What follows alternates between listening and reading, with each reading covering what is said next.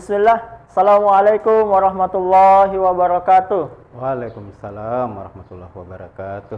Alhamdulillah, segala puji bagi Allah Subhanahu wa taala, Tuhan semesta alam yang telah memberikan kepada kita semua banyak sekali nikmat, wabil khusus nikmat keimanan, kesehatan dan waktu luang, sehingga alhamdulillah kita masih sempat berkumpul di ruang virtual ini dalam rangka saling berbagi, saling menuntut ilmu, menunaikan apa yang telah dibebankan oleh Rasulullah kepada kita, yakni menuntut ilmu agama. Kemudian salawat dan salam senantiasa juga kita kirimkan kepada manusia terbaik, yakni baginda Rasulullah Muhammad sallallahu alaihi wasallam. Allahumma salli wa sallim ala. Baik, pemirsa dakwah Sulsel yang semoga dijaga dan dimuliakan oleh Allah Subhanahu wa taala. Alhamdulillah, pada edisi syiar kali ini, Syariat Islam Membawa Rahmat, kita akan membahas satu tema yang cukup menarik, yakni Ramadan, momentum meraih bisnis berkat dan berkah. Dan insya Allah akan ditemani pada kesempatan kali ini, yakni Al-Ustadz Bahrul Ulum SPD MM. Assalamualaikum Ustadz. Waalaikumsalam warahmatullahi wabarakatuh. Bagaimana kabarnya? Alhamdulillah, kabar baik. Ya, alhamdulillah. Sekadar diketahui pemirsa sekalian, Al-Ustadz Bahrul Ulum ini adalah koordinator PLTU dan KUMM Sulawesi Selatan. Insya Allah beliau kompeten dalam membawa tema yang cukup menarik pada kesempatan kali ini. Baik, langsung saja, mungkin tak lupa sebelum kita mulai, saya ingatkan kepada pemirsa sekalian agar kiranya like, comment, share, dan subscribe, kemudian klik loncengnya agar kemudian tidak ketinggalan info-info terbaru dari channel dakwah Sulsel kali ini. Nah, baik, kita mulai saja Ustaz ya. Menarik tema yang diutarakan oleh panitia pada kesempatan kali ini, yakni bagaimana Ramadan ini menjadi momentum meraih bisnis yang berkat dan berkat, berkat dan berkah. Nah, menarik Ustaz, mungkin pertanyaan pertama saya ingin menanyakan bahwasanya sebenarnya apa perbedaan antara kata berkat dan berkah itu sendiri? Ya, tafadhal Maskur. Ya, baik. Bismillahirrahmanirrahim. Assalamualaikum warahmatullahi wabarakatuh. Waalaikumsalam. Alhamdulillah allazi hadana lihaza wa ma kunna linahtadiya laula an hadana Allah. Asyhadu an la ilaha illallah wa asyhadu anna Muhammadan abduhu wa rasuluhu, amma ba'd. Segala puji bagi Allah, Tuhan yang masih memberikan kita kekuatan, kesempatan, kesehatan, masih bisa bersua dengan bulan yang penuh keagungan, kemuliaan dan keberkahan bulan Ramadan. Salam dan salawat senantiasa tercurah kepada junjungan kita Nabi besar Muhammad sallallahu alaihi wasallam. Allahumma shalli. Pemirsa siar dakwah Sulsel yang dirahmati oleh Allah Subhanahu wa taala, bicara tentang kata berkah. Jadi ada kata barokah ya, berkat, berkah. Jadi kalau sebut kata barokah, berkah atau berkat ini kan, inilah kata-kata yang saya kira selalu kita idam-idamkan, kita ingin capai ya. Jadi salah satu kata yang ingin kita bagi seorang muslim untuk mencapainya. Bahkan kita kan mengucapkan Assalamualaikum warahmatullahi wabarakatuh. Ada di situ keselamatan, kemudian bisa dirahmati, dan terakhir itu kan keberkahan. Betul. Nah, apa keberkahan ini? Keberkahan inilah yang kemudian sekali lagi menjadi doa-doa kita, menjadi harapan kita, keinginan kita, baik dalam kehidupan kita secara individu, kemudian di keluarga, kemudian di masyarakat dan bernegara. Lalu bagaimana kita memaknai berkah? Imam Nawawi dalam Sahih Muslim itu menyebutkan bahwa kalau bicara berkah itu artinya dia makin bertambah, makin banyak, atau makin berkembang. Atau kemudian beliau sebutkan itu, Imam Nawawi dalam Sahih Muslim, makin bertambahnya kebaikan secara berkelanjutan. Nah, itu kalau yang disampaikan Imam Nawawi dalam Sahih Muslim. Nah, yang biasa juga kita kutip apa yang disampaikan Imam Al-Ghazali ketika menyebut berkah. Beliau menyebutkan bahwa berkah itu adalah siyadatul khair. Bagaimana kemudian makin bertambahnya kebaikan. Jadi kalau kita bicara kalau tadi ada kata berkat ya, berkah. Ini memang dua kata, mungkin ada yang mengatakan ini sama saja, jadi barokah, berkat, dan berkah. Cuma karena ini kita bicara dalam aktivitas bisnis yang menjadi bagian tak terpisahkan dalam kehidupan kita. Berkat ini kemudian kita coba definisikan bagaimana bisnis itu dia tetap sinambung, bertumbuh, berkembang, berkelanjutan, tapi berkembangnya itu tetap dalam koridor syariah, tetap dalam koridor keberkahan. Nah, berkah itu sendiri tadi siyadatul khair, bagaimana kemudian makin bertambahnya kebaikan. Berarti ketika kita bicara berkat dan berkah, berkat di sini bagaimana nanti aktivitas kita itu dia tetap berkelanjutan, tidak hanya sementara berlanjut, tapi kemudian itu terus dalam koridor halal haram, dalam koridor perintah dan larangan Allah Subhanahu wa taala. Jadi kenapa berkah ini? Karena inilah yang seperti di awal kita sampaikan bahwa bagaimana kemudian hidup ini kan penuh dengan keberkahan. Jadi bagi seorang individu, masyarakat, bahkan negara ya. Di Quran disebutkan walau anna ahlal qura amanu wattaqau la fatahna alaihim barakatim minas samai wal ard. Jadi jikalau penduduk suatu negeri beriman, bertakwa, itu akan diberikan keberkahan dari langit dan bumi. Jadi demikian juga kita individu ya. Nah, dalam konteks sebagai pengusaha, bagaimana kemudian bisnis itu tidak hanya bicara profit, tidak hanya bicara cuan, uang. Karena ada juga sekarang, karena namanya bisnis lagi tren di mana-mana ya, didorong semua orang untuk berbisnis, untuk berwirausaha. Bisnis juga ini kan bagian dari kehidupan kita yang boleh dibilang mulai dari kita bangun tidur sampai tidur kembali itu ada hal-hal yang berkaitan dengan bisnis. Karena bisnis ini kan mulai dari bagaimana kita membuat produk, bagaimana kita memasarkan, bagaimana kita kemudian berikan nilai tambah, kita jual. Itu semua produk berkaitan dengan bisnis. Nah, karena ini aktivitas yang kemudian adalah perbuatan kita yang kita yakin sebagai seorang muslim akan dihisab, diminta pertanggungjawaban. Nah, bagaimana kita bukan hanya tadi profit saja, tapi ada nilai-nilai berkah yang kita capai dalam koridor halal haram, dalam koridor perintah dan larangan Allah Subhanahu wa taala. Karena kita pahami bahwa asal atau semua perbuatan manusia itu adalah kemudian terikat dengan hukum syara. Jadi al-aslu fil af'al ataqayyadu bi ahkami syar'i. Jadi asal setiap perbuatan manusia itu terikat dengan hukum syara atau syariat Allah Subhanahu wa taala.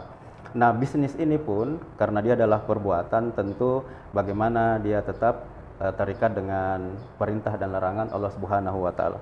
Mungkin begitu di awal. Iya, baik. Terima kasih Ustadz, menarik sekali apa tadi yang disampaikan oleh Ustadz Bahrul Ulum, bahwasanya memang dalam kita menjalani kehidupan sehari-hari ini, memang kita mencari-cari yang namanya keberkahan ya. Iya. Apapun yang kemudian kita lakukan tanpa keberkahan itu rasanya seperti sayur tanpa garam Ustadz ya, tidak ada rasanya ya. Karena keberkahan itulah yang membuat kita senantiasa untuk mendekat kepada Allah Subhanahu wa taala dan kemudian menabung amal untuk kehidupan kita yang lebih baik di akhirat kelak. Nah, kemudian berkaitan dengan bisnis ini Ustaz. Bisnis yang berkah, ya tentu seluruh pengusaha muslim itu menginginkan aktivitas usahanya, aktivitas bisnisnya itu sebagaimana disampaikan tadi, tidak hanya menghasilkan cuan, tidak hanya menghasilkan profit, tapi juga berkesinambungan dalam rangka mendekatkan diri kepada Allah Subhanahu wa taala. Nah, ada kadang Ustaz pengusaha yang mengatakan bahwasanya bisnis saya ini sudah berkah. Ya, disebabkan karena saya rajin sedekah dan lain sebagainya. Namun setelah dicek ternyata masih ada singgungan-singgungan akad bermasalah lah, riba lah dan lain sebagainya. Nah, pertanyaan Ustaz, apa kira-kira indikator dasar yang menentukan bahwasanya bisnis ini dapat dikatakan berkah dan bisnis ini kemudian dapat dikatakan bahwa ini belum berkah, masih banyak pelanggaran yang dilakukan. Baik, apa mungkin? Iya, jadi seperti yang dibahas tadi, kalau kita bicara bisnis ini kan sekali lagi aktivitas yang berkaitan dengan bagaimana kita menghasilkan sesuatu, apakah itu barang, jasa ya, apakah kita kemudian memasarkan, kita produksi, manufacturing, atau kemudian kita jual beli misalnya. Nah, ini ketika kita bicara seperti apa bisnis yang berkah itu, jadi kalau kita bicara bisnis itu kan ada aspek inputnya dulu, apa-apa masukannya, kemudian bagaimana prosesnya sampai outputnya. Jadi kalau bicara secara keseluruhan, kenapa juga ada bisnis berkah atau bisnis syariah ini? Apakah bisnis yang hari ini kemudian tidak berkah? Ya tentu adanya istilah ini bisnis syariah atau bagaimana menggapai bisnis berkah itu justru karena melihat fakta-fakta juga yang terjadi hari ini ya, bahwa banyak kemudian aktivitas bisnis yang masih belum sesuai dengan perintah dan larangan Allah Subhanahu wa taala. Jadi apa indikatornya? Jadi indikatornya itu kita mulai dari aspek inputnya tadi. Inputnya tadi itu kan orang bisnis itu ada dari sisi motivasinya. Apa kemudian yang mendasari dia, yang menggerakkan dia, yang membuat dia melakukan aktivitas bisnis. Nah, kalau bicara bisnis yang berkah, tentu motivasinya ini adalah bagaimana kemudian didasari atas akidah, landasan akidah la ilaha illallah Muhammadar Rasulullah. Kemudian ada berkaitan dengan sisi entrepreneurship-nya. Jadi orang melakukan aktivitas itu juga salah satunya orang yang punya jiwa entrepreneur. Bagaimana dia kemudian bisa melakukan sesuatu, memanfaatkan peluang, kemudian melakukan sesuatu yang memberikan nilai tambah. Nah, itu semua di aspek-aspek di inputnya. Nah, di outputnya, di prosesnya nanti itu nanti di sini berkaitan dengan bagaimana dia mengelola bisnisnya, mulai dari sisi strategi yang sifatnya apakah strategi induknya sampai strategi fungsionalnya, berkaitan bagaimana dia memproduksi, bagaimana dia kemudian membangun kelembagaannya, bagaimana kemudian dia melakukan transaksi, memasarkan, itu semua di sisi prosesnya. Nah, ini ketika bisnis syariah ini pun semua dalam koridor tadi halal haram, jadi koridor syariah. Jadi di aspek input, proses, kemudian di outputnya. Nah, outputnya kemudian ini adalah tadi yang kita singgung di awal adalah keberlanjutan dan keberkahan. Jadi kalau melihat bisnis secara umum, ya sebenarnya bisnis kan ya aktivitas yang tadi kita sebutkan itu, bagaimana memberikan nilai tambah, added value, menciptakan sebuah produk, memasarkan, jual beli. Tapi kemudian yang menjadi pembedanya adalah tadi kata-kata berkah. Yang berkah itu kemudian adalah bagaimana menjalankan bisnis itu sesuai syariah. Jadi dalam konteks tadi halal haram, perintah dan larangan Allah Subhanahu wa taala. Jadi mungkin itu ya untuk kita melihat apakah berkah, ya lihat aja di aspek inputnya, di aspek prosesnya, dan outputnya itu apakah masih dalam koridor syariah atau tidak. Oh ya, berarti ada semacam tanda-tanda fisik, Ustaz ya. Ya, kita bisa lihat apakah proses transaksinya itu sesuai dengan syariat Islam atau tidak. Jadi di anatomi bisnisnya itu kalau kita bedah, memang dia menjadi pembeda memang, misalnya dari sisi mulai landasannya ya, kemudian motivasinya, kemudian bagaimana kemudian melakukan aktivitas, sampai kemudian interaksi bisnisnya dengan sesama pebisnis atau dengan konsumen pelanggan, itu semua dalam kerangka tadi itu koridor halal dan haram syariah. Ya, baik, terima kasih Ustaz. Jadi saya menangkap bahwasanya untuk menilai suatu bisnis itu, apakah bisnis kita sendiri, ya, khususnya kita mau melihat apakah bisnis kita ini sudah berkah atau tidak, maka ada 3 garis besar, Ustaz ya. Yang pertama terkait masalah tataran inputnya, motivasi seseorang itu, bagaimana dia kemudian memulai bisnisnya, apa tujuan-tujuannya dan apa landasannya dan lain sebagainya. Kemudian bagaimana dia mengelola bisnis tersebut, bagaimana prosesnya, bagaimana marketingnya, manajemennya, jualannya, apakah ada karyawan yang tersolimi atau bagaimana.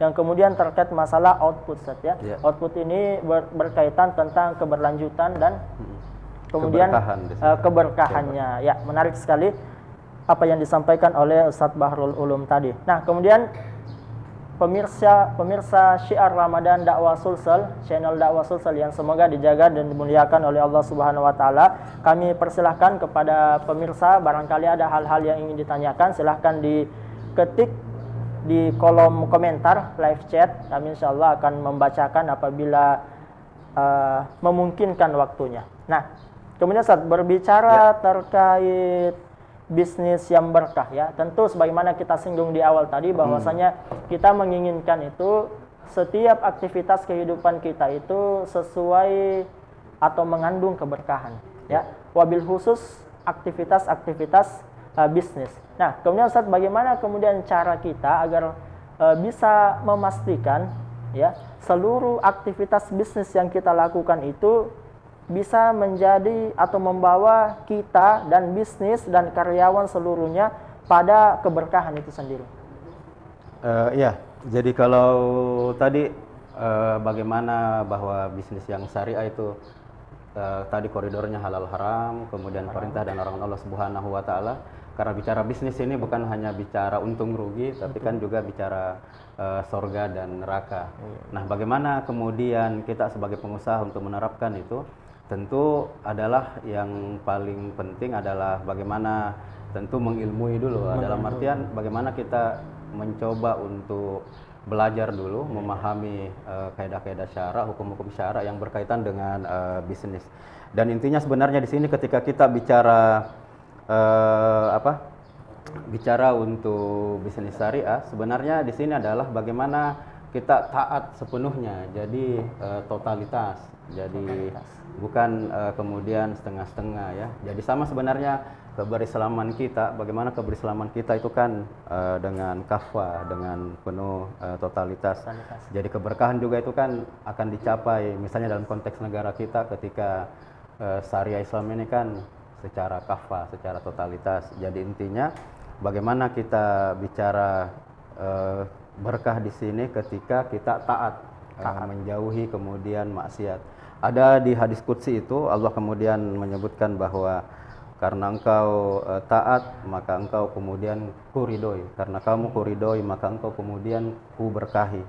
Jadi taat inilah yang kemudian mendapatkan ridho dari Allah Subhanahu wa taala. Kemudian karena kita mendapatkan ridho ridwanullah, ridho dari Allah Subhanahu wa taala, sehingga kita kemudian mendapatkan keberkahan. Jadi sama yang saya bilang tadi, sebenarnya harusnya di bulan yang mulia ini kan menjadi momentum kemudian untuk kita coba meraih keberkahan yang seutuhnya itu sesuai dengan tujuan puasa kita yang la'allakum tattaqun. Itu adalah sebenarnya bagaimana syariah kafah itu, karena hanya dengan syariah yang kafah akan kita kemudian yang meraih yang namanya keberkahan. Nah, sayangnya kan hari ini kata-kata berkah juga apa ya, di negeri kita ini kata atau sebutan keberkahan itu bukan menjadi parameter, bukan menjadi indikator untuk melihat sebuah negeri kita ya. Kan sekarang hari ini hanya dipamerkan, bahwa kita sudah meraih pertumbuhan berapa persen, bagaimana kemudian berapa infrastruktur yang dibangun. Tapi negeri ini tidak pernah kemudian mencoba melakukan perenungan, mencoba melakukan melihat apakah bangsa ini betul-betul sudah meraih keberkahan atau tidak. Kalau negeri ini berkah, harusnya itu kan makin bertambah kebaikan, bukan kemudian kemaksiatan makin merajalela, bukan kemudian yang penghina ulama makin banyak, bukan kemudian yang namanya kemiskinan makin di mana-mana ya, harga kemudian tak terkendali, berarti tidak ada kebaikan di situ. Jadi dalam konteks ini berarti negeri ini masih jauh dari berkah karena tadi jauh dari syariah, jauh dari ketaatan. Jadi seperti yang di hadits qudsi tadi, jadi karena engkau taat engkau diridhoi, dan karena engkau diridhoi maka engkau akan diberkahi. Jadi dalam bisnis pun seperti itu. Jadi dalam konteks bisnis, bagaimana aktivitas, karena ini adalah amal perbuatan yang akan diminta pertanggungjawaban. Jadi kata Rasulullah, man amila amalan laisa alai amruna fahuwa raddun. Jadi barang siapa melakukan perbuatan, aktivitas yang tidak ada perintahnya dari kami, maka dia tertolak. Sama pun dalam bisnis, ketika kita lakukan aktivitas ini pokoknya asal jalan saja, tidak ada panduannya, tidak ada kemudian koridor halal haramnya ya, disinilah kemudian berarti kita banyak melakukan kemaksiatan. Jadi karena kita melakukan kemaksiatan, bisnis kita ini tidak diridhoi dan akhirnya kemudian tidak berkah. Nah, berkah itu sebenarnya dilihat dari bagaimana kemudian tadi syadolatul khair itu bertambahnya kebaikan. Harta yang makin banyak itu bukan membuat lalai. Jadi ada kan orang kemudian hartanya banyak tapi makin lalai. Hartanya bukan untuk mendekatkan dia kepada Allah. Kekayaannya itu bukan untuk dia makin menyayangi fakir miskin, membantu orang banyak.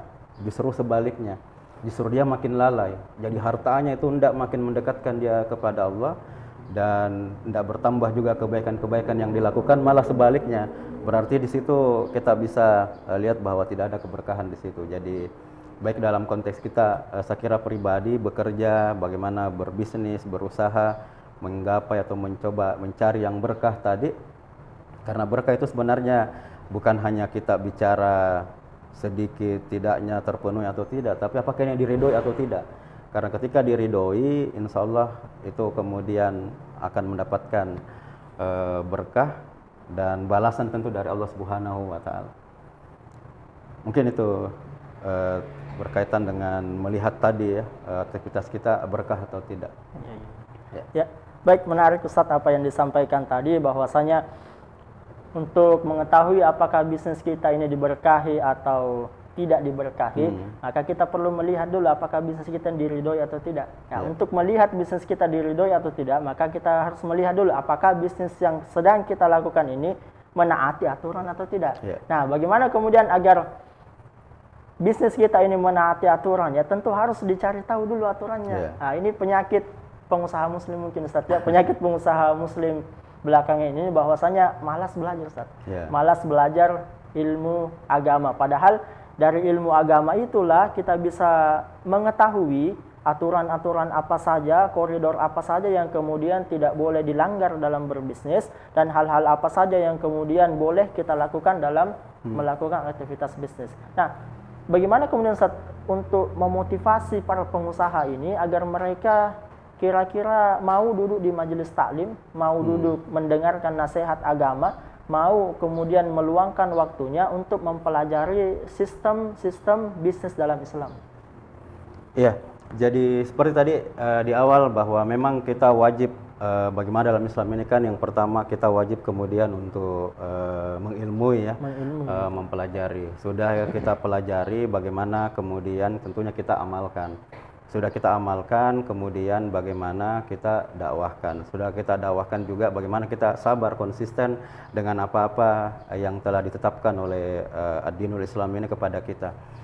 Nah, motivasi utamanya tentunya mengapa bisnis syariah ini, karena ini sebenarnya perwujudan dari akidah. Jadi akidah inilah yang mendorong kita, yang menjadi memotivasi kita untuk bagaimana bisnis ini kita jalankan sesuai dengan syariah. Karena landasannya tadi akidah. Ada kemudian perintah Allah dan Rasulnya untuk kita terikat pada syariatnya. Jadi itu yang pertama, jadi landasan akidah. Kemudian dengan akidah Islam tadi jadi landasannya, motivasinya tadi karena tadi ini adalah perintah dan larangan Allah, sehingga kita kemudian berupaya tadi semaksimal mungkin mengoptimalkan segala daya upaya supaya kita paham betul apakah aktivitas saya ini diridhoi atau tidak. Jadi di sini kemudian bagaimana kita kemudian wajib untuk menuntut ilmu. Jadi thalabul ilmi faridatun ala kulli muslim. Nah, menuntut ilmu di sini sebenarnya bukan ilmu-ilmu yang selama ini dikaji hanya ilmu-ilmu umum ya, tapi yang penting kan sebenarnya sakofah. Sakofah itu adalah bagaimana kita mengkaji ilmu-ilmu yang dia bersumber dari akidah Islam. Salah satunya itu adalah berkaitan juga dengan bagaimana menjalankan bisnis syariah sesuai dengan perintah dan larangan Allah Subhanahu wa Ta'ala. Jadi kita tahu bagaimana berkaitan misalnya perkara dengan akad misalnya ya, akad-akad bisnis, bagaimana kemudian melakukan transaksi-transaksi. Apatah lagi hari ini itu boleh dibilang kondisi hari ini memberikan kesempatan kepada siapa saja itu untuk melakukan bisnis apapun. Apalagi dengan adanya perkembangan IT, teknologi, banyak sekali model-model bisnis yang baru yang dulu kita belum dapati. Jadi sudah berubah model-model bisnisnya.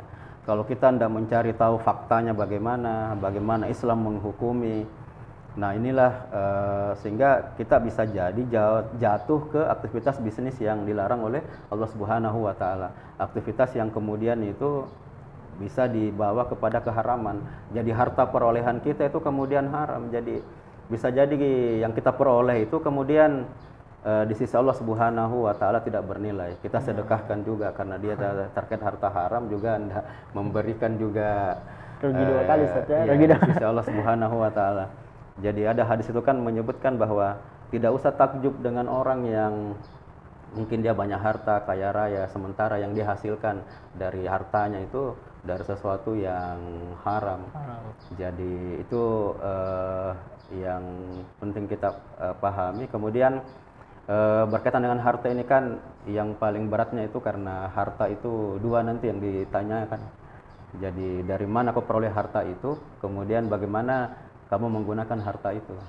Jadi kita kan nanti ditanya, umurmu kau gunakan untuk apa, masa mudamu ya sebelum masa tuamu. Tapi berkaitan dengan harta ini yang ditanyakan dua, dari mana atau bagaimana caramu memperoleh harta, kemudian bagaimana kamu mengembangkan atau bagaimana kamu mengelola hartamu itu. Jadi inilah yang harusnya jadi motivasi kita, bahwa kita hidup ini kan di dunia ini kemudian hanya sementara. Kita akan mempertanggungjawabkan semua apa yang kita lakukan di dunia ini, salah satunya juga dengan bisnis. Untuk apa kemudian harta yang berlimpah, kekayaan di mana-mana, tapi tidak membawa kemudian kebaikan, tidak membawa keberkahan, tidak berdampak bagi agama kita ya. Jadi sebenarnya bagi pengusaha muslim itu yang dituntut bukan seberapa besar harta kita sebenarnya, tapi sejauh mana seberapa besar ketaatan kita ini kepada syariah, sejauh mana seberapa besar kepedulian kita untuk sebagai pengusaha muslim ini mendukung atau mensupport dakwah ini supaya Islam ini betul-betul menjadi peradaban yang bisa memimpin dunia hari ini, Islam yang bisa mengatur dunia hari ini, bukan yang hari ini Islam yang kemudian banyak terpinggirkan, tertindas, Islam yang kemudian bukan atau belum menjadi pemimpin peradaban seperti hari ini. Mungkin itu, Ustadz. Iya, Masya Allah, luar biasa apa yang disampaikan tadi. Di kepala saya muncul pertanyaan baru, Ustaz, ya. Jadi ada satu contoh kasus ya, ada contoh kasus seorang pengusaha muslim luar biasa, kemudian dia dalam menjalankan bisnis dan usahanya. Namun di sisi lain kita menemukan bahwasanya dia masih terikat dengan riba. Nah, tapi Ustaz, di sisi lainnya dia hidup dalam keadaan yang berbahagia. Bisnisnya berkembang pesat, keluarganya harmonis, anak-anaknya jadi semua. Nah, kemudian ini menjadi contoh bagi teman-teman pengusaha muslim yang lain, bahwa tidak apa-apa mungkin kita ambil sedikit riba ini, karena toh lihat itu bisa juga sukses. Yang penting dia rajin sedekah dan lain sebagainya. Bagaimana mengkantor opini semacam itu, Ustaz? Ya, jadi kalau kita bicara memang bisnis syariah ini atau bagaimana memperoleh bisnis yang berkat dan berkah tadi, itu ada memang dua hal ya. Yang pertama, kita sendiri dari pelakunya, pengusahanya itu bagaimana menjalankan bisnis itu sesuai dengan tuntutan Allah dan Rasulnya. Misalnya dalam konteks bagaimana kita berbisnis secara jujur ya, secara bagaimana termasuk menghargai konsumen, karena itu juga semua perintah dan arahan Allah Subhanahu wa taala. Tapi jauh lebih dari itu sebenarnya, karena aktivitas bisnis ini kan aktivitas muamalah. Kita berinteraksi dengan manusia yang di situ ada transaksi yang itu harus sesuai dengan syariah.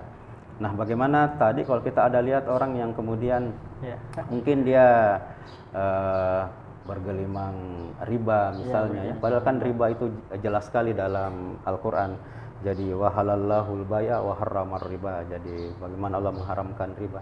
Bahkan kalau kita sebut dosa riba ini kan itu sangat mengerikan sekali.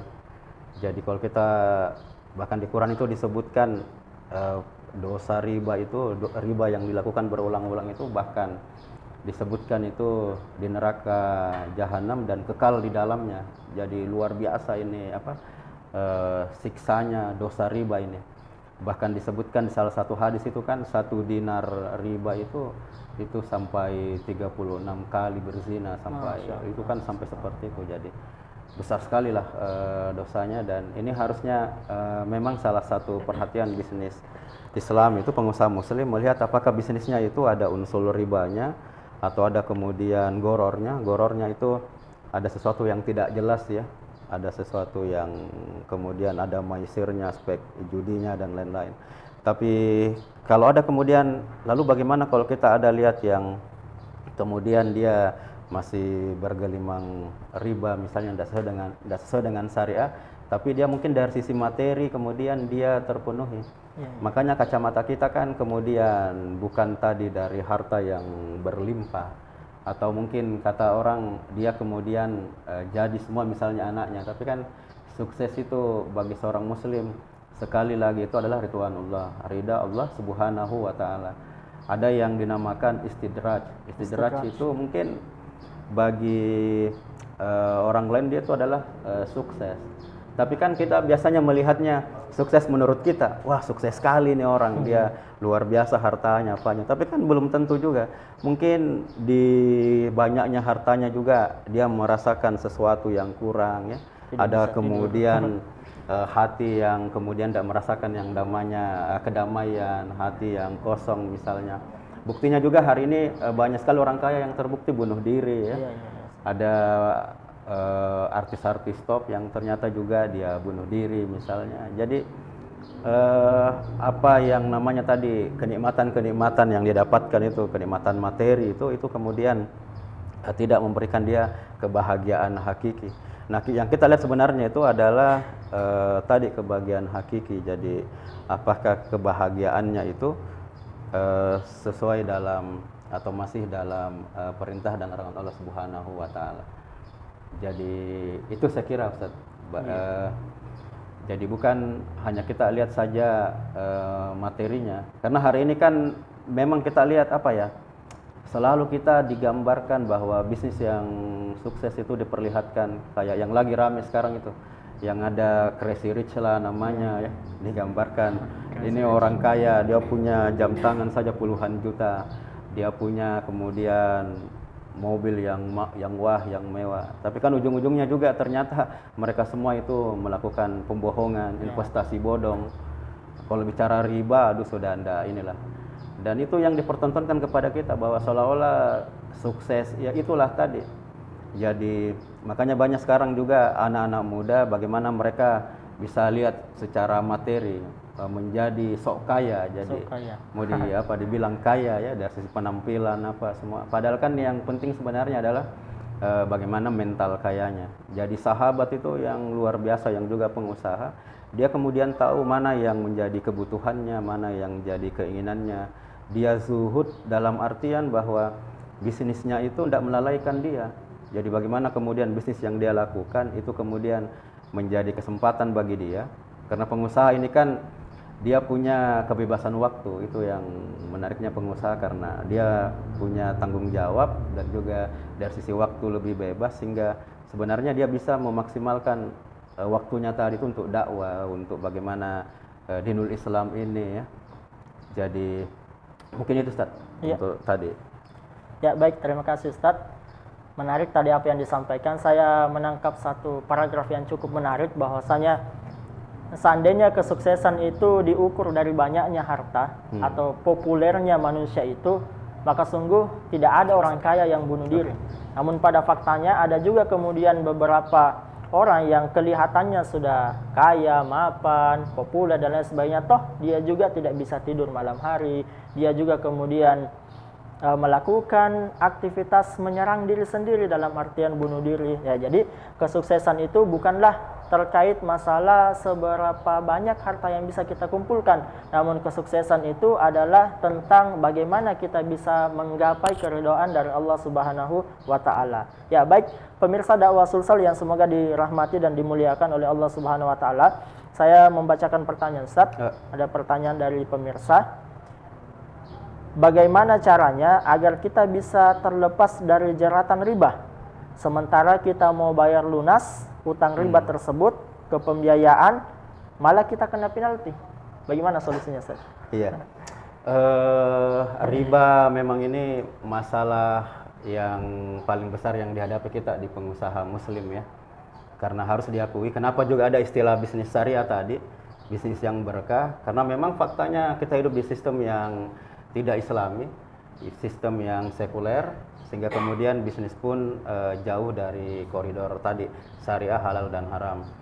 Hari ini memang gambarannya itu bisa diibaratkan seperti ini, kita hidup atau apa, ada ibarat ring tinju, jadi ini semacam ada ring tinju, ini ada pertandingan. Di ring tinju ini semua orang bisa bertanding secara bebas, tidak ada juga batasan kelasnya, pokoknya siapapun bisa bertanding, siapapun bisa melakukan apa saja. Jadi kondisi bisnis seperti itu, hari ini bisa orang melakukan apa-apa saja, apakah dia bertentang dengan syariah, ribawi dan seterusnya. Sementara kita pengusaha muslim mau masuk bertanding di ring tadi, ada koridor yang jadi acuan kita, jadi patokan kita, halal dan haram, yang melihat transaksi mana yang kemudian boleh, mana yang tidak. Lalu bagaimana menghadapi kondisi seperti itu? Jadi orang tarung bebas semua melakukan segala cara, sementara kita ada eh, apa? Ada batasan-batasan yang Kita ada untuk borgol tadi, ada iya, borgol. tidak asal masuk ke tadi ibarat pertandingan tadi ya di dunia bisnis tadi. Bagaimana kita menghadapi itu? Ya tentu bisa kita ciptakan yang pertama ring tinju sendiri. Maksudnya kita sendiri pengusaha muslim mungkin yang lewat komunitas, lewat jamaah atau kekuatan kaum muslimin yang ada untuk mencoba membuat sistem yang itu sesuai dengan syariah.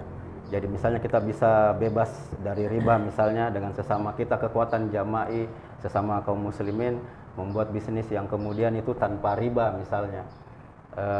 Termasuk dengan upaya-upaya hari ini untuk bagaimana membangun kemudian ekonomi syariah misalnya. Tapi kan faktanya kemudian ini kalau kita yang bahasanya tadi buat ring tinju sendiri itu semampu apa dan sejauh mana kita bisa lakukan. Pasti kita juga tidak bisa lepas dari jeratan-jeratan itu, misalnya tadi riba. Nah, salah satunya jalan tentunya adalah bagaimana kita ganti nih ring tinjunya. Dalam artian ring tinjunya ini diganti dengan aturan Islam. Artinya kita yang ganti peradaban hari ini, sistem hari ini dengan aturan-aturan Islam. Itulah yang kita sebut dengan Islam kafah. Jadi bukan lagi kita bergantung atau diurusi dengan yang lain, karena kita lah yang berdaulat, syariah ini berdaulat untuk bisa kemudian tegak di muka bumi. Nah, lalu bagaimana dengan kondisi hari ini kalau kita sendiri yang terjerat riba misalnya? Ya kalau kita tahu tentu kita harus berhenti. Jadi harus kita berhenti, menghentikan ketika kita terikat dengan riba itu, kita bertobat, memohon ampun, dan tidak ada lagi di situ kompromi bahwa kemudian tidak apa-apa misalnya ini kan ribanya sedikit atau ini ribanya hanya berapa persen. Ya namanya riba ya riba. Jadi kita bertobat, beristighfar pada Allah Subhanahu wa taala, tinggalkan segera. Kemudian kalau kita ada pinjaman atau apa ya kita selesaikan itu, bunganya kita tidak bayarkan, dan itu memang butuh ikhtiar, butuh memang perjuangan. Dan sekarang juga alhamdulillah ini kan kawan-kawan di komunitas anti riba ini sudah sangat banyak. Jadi saya sendiri di penggerak UMKM di Sulsel itu melihat kesadaran untuk teman-teman ini kembali ke syariah ini luar biasa. Jadi sudah sangat banyak teman-teman pelaku usaha UMKM ketika mereka mau ke pembiayaan, mereka selalu tanyakan apakah ini syariah, apakah ini tidak ada ribanya atau tidak. Jadi itu sebuah kesyukuran kepada kita juga karena sudah ada tumbuh semangat untuk mereka kemudian berbisnis yang berkah.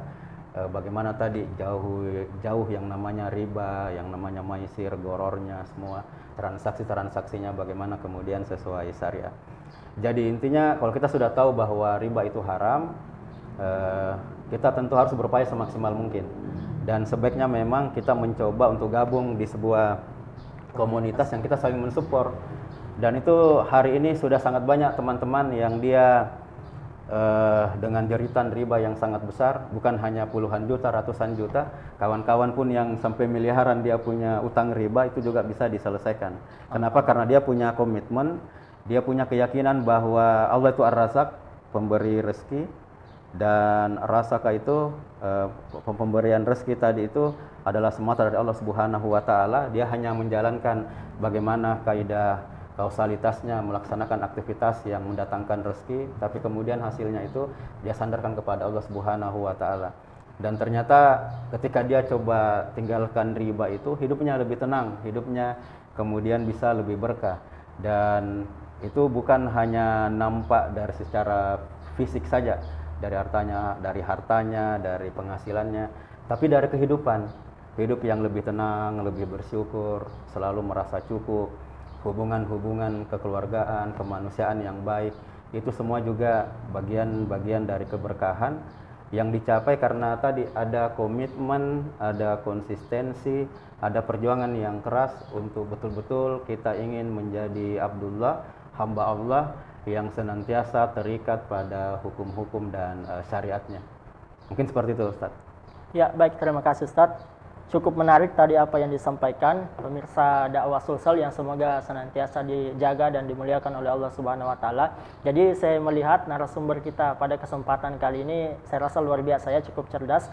Jadi tadi kalau diibaratkan lahan bisnis itu sebuah ring tinju, ya kadang-kadang kalau manusia biasa itu berpikir bagaimana agar kemudian mempersiapkan sarung tinjunya dan lain sebagainya. Namun narasumber kita kali ini sudah berpikir bagaimana mengganti ring tinjunya ya, luar biasa. Nah, kemudian Ustaz saya kembali membacakan pertanyaan yang masuk di channel YouTube Dakwah Sulsel. Nah, saya ambil intisarinya saja ya, bahwasanya sebagaimana yang disampaikan tadi bahwa kita ini pengusaha muslim itu sedang tidak berada pada habitatnya, kurang lebih begitu Ustaz ya, tidak berada pada habitatnya.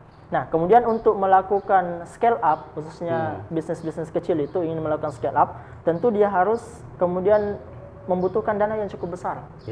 Ya, dan salah satu tawaran dari lingkungan kita adalah meminjam di bank.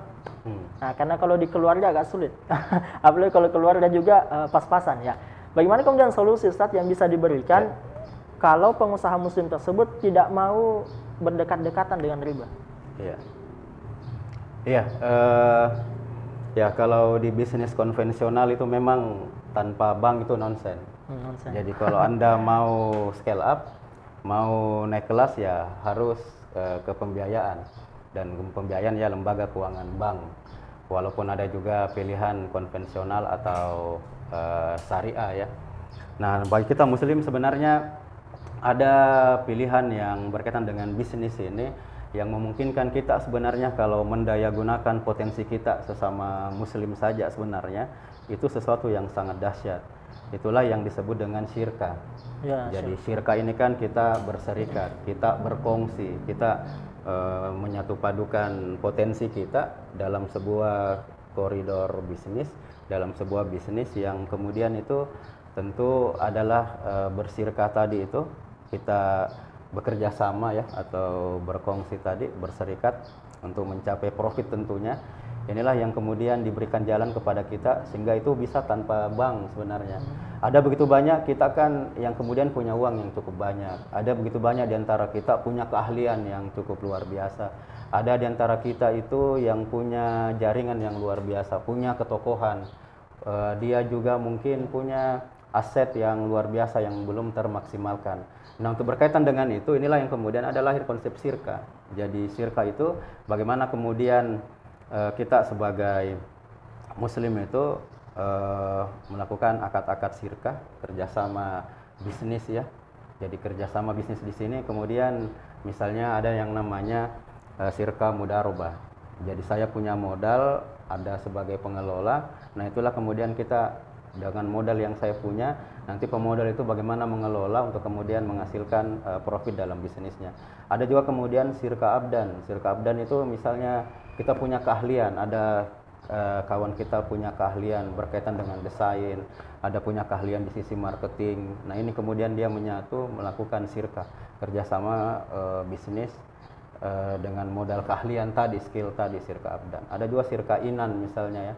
Syirka inan itu modal dan pengelolaannya itu sama-sama dilakukan. Dan ada namanya syirka wujud, syirka muhafazah lain-lain. Jadi ada sebenarnya solusi yang diberikan oleh syariah dalam Islam, dan inilah yang menjadikan Islam itu ajaran yang luar biasa, kesempurnaannya sangat kita bisa saksikan dengan adanya tadi konsep syirka. Jadi konsep syirka ini, konsep kerjasama ini, dan inilah yang perlu kita pelajari. Perlu kita kaji, jalankan, karena syirka juga ini sudah banyak dilakukan sekarang, tapi syirka ini kan kemudian butuh yang utama kemudian itu adalah bagaimana amanah. Karena kalau tidak ada amanah, tidak ada kemudian di situ kepercayaan. Nah, ini juga apalagi sampai ada yang berkhianat dalam syirka itu, ya ini jadi masalah kita. Dan tentu yang utama adalah memahami tadi fakta-fakta bisnisnya, kemudian hukum-hukum syirka ya kita pahami dengan baik, kemudian bagaimana akad-akadnya, tentu juga nanti dengan implementasinya di lapangan seperti apa. Jadi ada banyak sekali lagi bank ini kan memang sekarang bagian dari sistem yang tegak hari ini, tapi ada banyak peluang lah. Saya melihat teman-teman itu bisa memilih dan memilah mana yang kemudian ini masih dalam koridor syariah, ini halal atau ini haram, itu kita bisa memilih dan memilah. Jadi ketika ada tawaran misalnya ada tawaran, kita ditawari misalnya dengan nama syariah, kita pun masih bisa memilih dan memilih dan memilah, melihat apakah ini namanya syariah saja atau dia betul-betul syariah, atau mungkin tanpa jargon syariah tapi dia sesuai syariah. Jadi lagi-lagi memang mau tidak mau kita harus menjadi penuntut ilmu terus-menerus, karena ada hadis Nabi ya, sebelum masuk ke pasar saja kan kita harus tahu tentang fikih muamalah atau bagaimana mengelola harta, kita harus tahu semua. Jadi banyak sekali yang perlu kita pelajari berkaitan dengan hukum-hukum syariah ini. Salah satunya tadi berkaitan dengan syirka, hukum-hukum berkaitan dengan ijaroh, ya, hukum-hukum berkaitan dengan jual beli al-bai, bagaimana wakalah, macam-macam lah. Jadi intinya pembiayaan yang di konvensional hari ini yang hanya harus bank, sebenarnya itu bagi kita itu tidak seperti itu, karena ada banyak pilihan, dan sebenarnya sumber daya kita itu banyak sekali, sumber daya yang fisik, yang kelihatan maupun yang intangible, tidak kelihatan, itu bisa semua kita sinergikan, bisa semua kita kolaborasikan. Tinggal memang ini tantangannya bukan hanya modal semangat saja, semangat mau bersirka tapi tidak dibarengi dengan pemahaman tentang ilmu syariahnya, kemudian manajemen bisnisnya juga tidak kuat, hanya modal semangat saja, ya ini tantangan juga. Jadi saya kira itu, mari kita kenapa Ramadan ini saya katakan jadi momentum. Momentum itu kan artinya saat yang tepat. Momentum itu apa ya? Kesempatan lah. Jadi Ramadan ini mendidik kita bahwa karena keyakinan kita kepada Allah, kita ingin meraih ridho dan berkahnya, kita mau meninggalkan yang halal pun, misalnya di siang hari makan, minum, misalnya kita mau tinggalkan, itu karena kita ingin meraih pahala ridho Allah Subhanahu wa Ta'ala.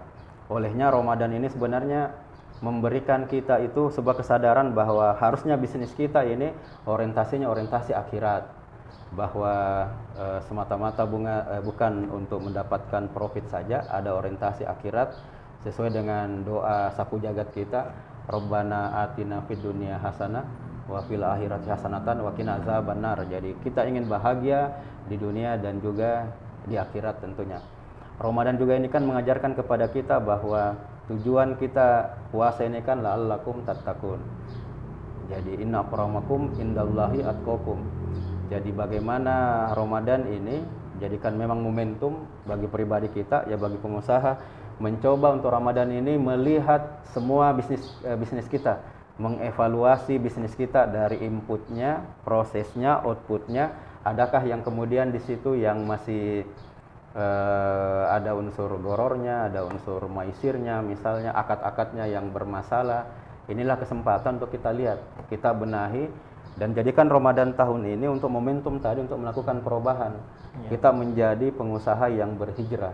Hijrah dalam artian menjadikan Ramadan tahun ini bahwa kita ingin menjadikan bisnis kita tahun ini itu tahun untuk waktu yang tepat untuk meraih bisnis yang tadi berkat itu dia profit, kebaikannya makin bertambah, dan juga selalu dalam ridho Allah Subhanahu wa Ta'ala, karena kita senantiasa menyesuaikan dengan apa yang dilarang, apa yang diperintahkan, koridornya halal haram, karena sekali lagi bisnis itu bukan hanya bicara untung dan rugi, tapi juga surga dan neraka. Ya, mungkin itu Ustaz. Ya, baik, terima kasih Ustaz atas penyampaiannya. Alhamdulillah banyak sekali kemudian insight baru yang kita dapatkan pada kesempatan kali ini, dan mudah-mudahan saya doakan kepada seluruh pemirsa dakwah Sulsel, semoga Allah mudahkan segala urusannya, berkahi rezekinya, jauhkan dari segala macam mara bahaya, dan mudah-mudahan setiap bisnis dari para pemirsa itu kemudian bisa mendapat keberkahan dari Allah Subhanahu wa Ta'ala. Alhamdulillah. Nah, kami masih memberikan kesempatan bagi pemirsa sekalian, kiranya ada pertanyaan yang ingin diajukan, ingin ditanyakan, kami persilahkan, silahkan ketik di kolom komentar, dan tak lupa kami mengajak teman-teman sekalian agar kiranya like, comment, share, dan subscribe channel YouTube Dakwah Sulsel agar kemudian tidak ketinggalan kajian-kajian Ramadan selanjutnya. Nah, kemudian Ustaz, ada beberapa pertanyaan lagi. Mudah-mudahan masih masih semangat ya, insyaallah. Terkait persoalan Ramadan, Ustaz. Iya. Ya, kita mengetahui bahwasanya Ramadan itu adalah bulan yang mulia ya. Di dalamnya itu dilipat gandakan berbagai macam pahala. Nah, kemudian bagaimana efek Ramadan efek itu? Bagaimana Ramadan efek yang kemudian menimpa para pengusaha muslim ini? Apakah kemudian lebih fokus untuk melakukan aktivitas bisnisnya, mengencangkan lagi, ataukah lebih baik tinggalkan saja, kita fokus ibadah saja? Iya. Gimana, Ustaz? Iya. Ramadan ini memang ada sebuah fenomena, karena Ramadan ini kan keberkahannya salah satunya adalah bagaimana kemudian amal pahala dilipat gandakan. Kemudian ada banyak hadis ayat yang kemudian itu mendorong bagi seorang muslim itu untuk betul-betul memaksimalkan Ramadan ini. Cuma saya juga melihat ada sebuah fenomena, dan ini juga di banyak pengusaha. Jadi ini karena pengaruh sekularisme. Jadi sekularisme saya katakan mengapa? Karena seolah-olah hanya Ramadan inilah yang kemudian ada halal dan haram. Kalau Ramadan itu hentikan bisnismu yang tidak syariah. Iya. Kalau Ramadan jangan kamu menipu. Kalau Ramadan jangan kamu menghalalkan segala macam cara. Tapi ketika di luar Ramadan kembali lagi. Jadi Ramadan ini hanya dijadikan ibaratnya apa ya? Penebus dosa setelah setahun kemudian bermaksiat, ada bulan kemudian untuk membersihkan diri, di luar Ramadan kembali lagi. Yaitu tadi salah satunya karena memang kita dilingkupi sebuah pemahaman sekuler tadi, seolah-olah ya kalau di luar bulan Ramadan bisa kita lakukan itu. Padahal kan sebenarnya Ramadan inilah harusnya tadi punya Ramadan efek. Ramadan efek itu ya tentu tujuannya itu la'allakum tattaqun. Ya, takwa di sini kan bukan hanya takwa individu, tapi bagaimana kemudian juga secara komunal, masyarakat, tentunya juga negara. Jadi bagaimana negara, masyarakat itu tentu bagaimana melaksanakan ketaatan, menjauhi maksiat, melaksanakan perintah Allah Subhanahu wa taala, dan tidak ada kemudian perintah-perintah Allah yang kemudian dijauhi, tapi perintah Allah itu dilaksanakan dengan sepenuh hati. Jadi memang ada saya lihat fenomena seperti itu. Jadi kalau Ramadan itu saatnya kita beristirahat dulu dari maksiat. Jangan dulu bermaksiat. Kita dulu. Ibadahlah dulu, ibadah. Dan ibadah itu ini Ramadan, pakai baju koko ke masjid. Tapi ketika di luar Ramadan dia amnesia. Dia lupa apa semua yang didapatkan di Ramadan.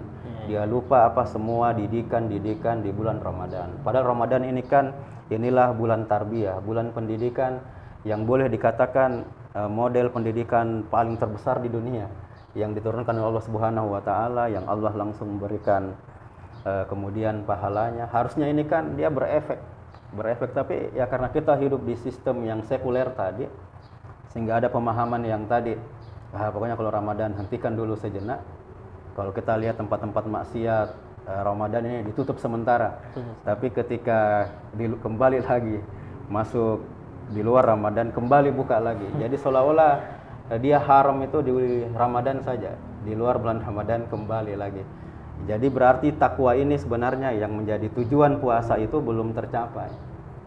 Apa yang jadi masalahnya di situ? Karena kita tidak menerapkan Al-Quran.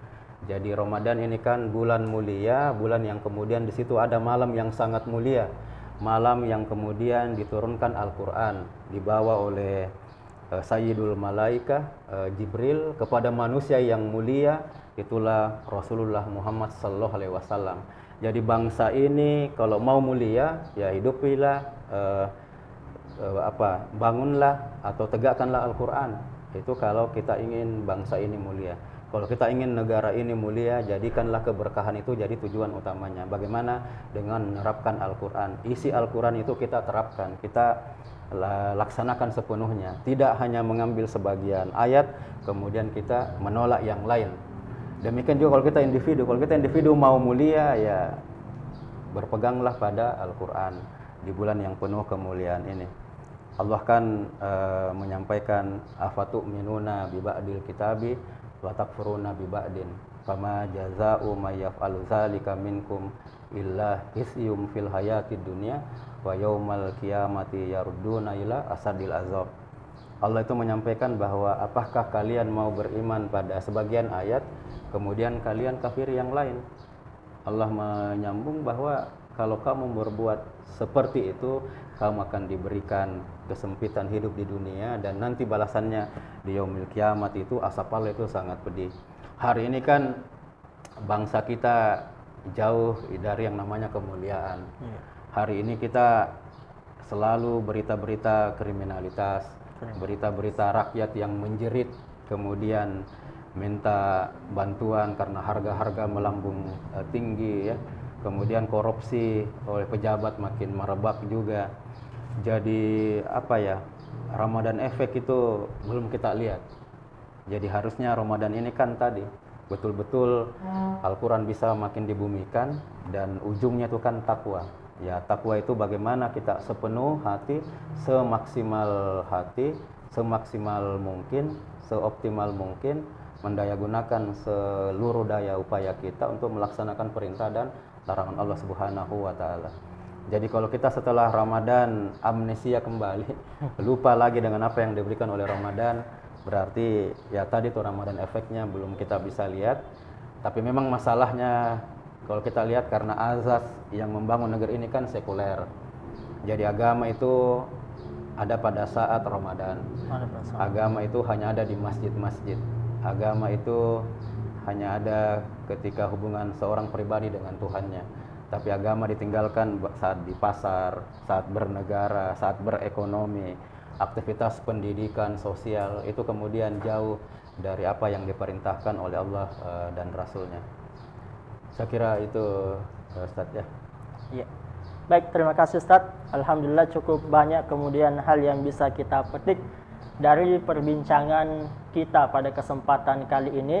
Dan juga jangan lupa teman-teman sekalian, kita saling mendoakan dalam kebaikan, kita saling menasehati dalam kebaikan. Dan pada scan sebelumnya saya lupa menegaskan bahwasanya bagi para pengusaha muslim yang ingin scale up bisnis, ingin kemudian mengembangkan bisnisnya ke arah yang lebih baik lagi, lebih besar lagi, maka solusinya adalah syirkah, ya. Solusinya adalah syirkah. Karena ternyata sebagaimana yang disampaikan narasumber tadi, masyarakat kita ini penuh dengan potensi, Ustaz, ya. Apakah itu potensi fisik, potensi keuangan, atau intangible tadi yang disampaikan, bahwasanya penuh dengan potensi. Hanya kemudian perlu dicari, ditemukan, dan dikerjasamakan. Nah, dan yang tak kalah penting juga bahwasanya ketika kita ingin melakukan syirkah, tidak boleh hanya modal semangat saja, tapi harus dengan modal ilmu, dan yang paling penting adalah amanah. Ya, kita harus menjaga amanah. Nah, kemudian